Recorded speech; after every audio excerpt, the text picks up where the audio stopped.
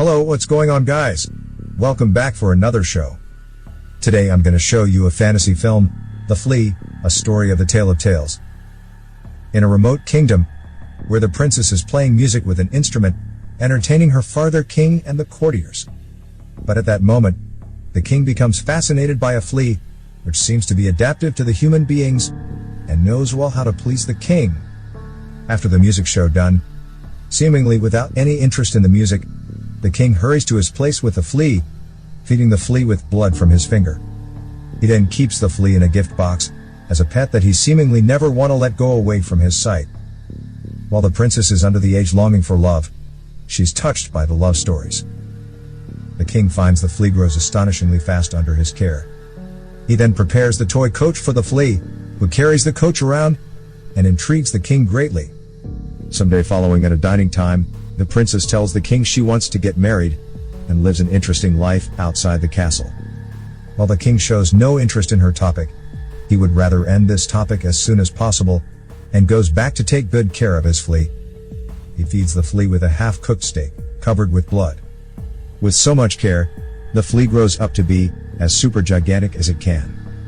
However, some day later, the king calls in the royal doctor in a hurry.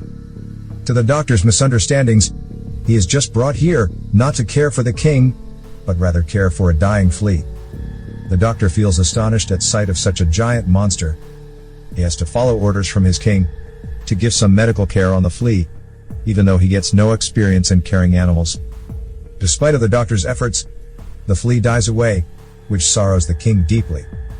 Some days later, the king offers to find a husband for the princess, and promises the princess can leave the castle with her husband. But the king further mentions that her husband should only be picked out by some kind of test, which worries the princess a little bit, because she might hit some guy she really doesn't love. Soon comes the test day, when guys are required to guess what beast the skin was taken from. Several guys fail the test. There comes a young handsome man, who catches the princess' heart at her first sight. Without any luck, the young man also fails the test. Although the princess begs the king to make her ideal man pass the test, the king rather fails the man, just for keeping the game on. During the frustration of the princess, an ugly giant shows up for the test. To everyone's surprise, he's then allowed to join the test, in name of fair play for the game. But it ends up, the ugly giant correctly identifies the skin by smell, whose result horrifies the king and the princess. The princess cries to run away, and want to end her life from top of the castle. The king hurries to stop her, telling her that he thought nobody would make the right guess, and that he cannot go back on his word as a king. Although the princess blames her father for his selfishness, she chooses to follow the king's order, and leaves the castle, under fear and desperation with the chosen husband. Going through the wild woods and abrupt cliffs, they finally reach the living cave, where there's full of human skeletons. The princess feels frightened up, and want to stay alone beside the cliff. But she's then raped, and kept prisoner by the ugly giant. Later someday, the princess is attentioned by some human voice, coming in from outside. She climbs up to the top, and cries for help from a woman, begging the woman to take her out, when the ugly giant is out for hunting. The alone woman promises to save her later, with help of her family. The next day morning, while the ugly giant is cleaning the animal skin, the princess sneaks out, and sees the woman's family coming for help.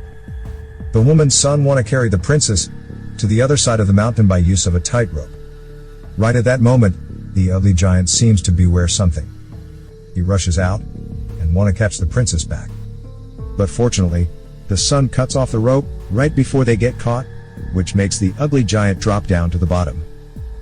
The princess is saved finally to the circus family, where they get few time to enjoy the joy, before they're attacked by the ugly giant, who survived through the fall down. The ugly giant goes on rampage, and kills the whole family for revenge. Only the princess could seek the mere chance to escape out of the massacre. But she's soon followed up by the angry ugly giant. She's then chased to dead-end corner. The ugly giant want to choke her to death, but he hesitates as his anger dies down. He's then mollified by softness and weakness of the princess. After peace down, the ugly giant tries to carry the princess back to the cave, who takes mere chance, and slits his throat to death. With the ugly giant's head in her hand, the princess manages to find her way back to the castle, where she shows up before the crowd, with her face in blood, and eyes numb and dead. The aging king falls down to his knees, crying and begging for forgiveness from his daughter.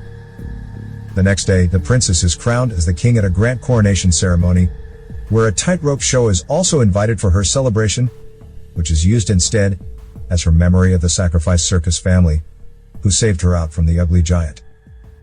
This is Daniel CC Movie Review. Bye.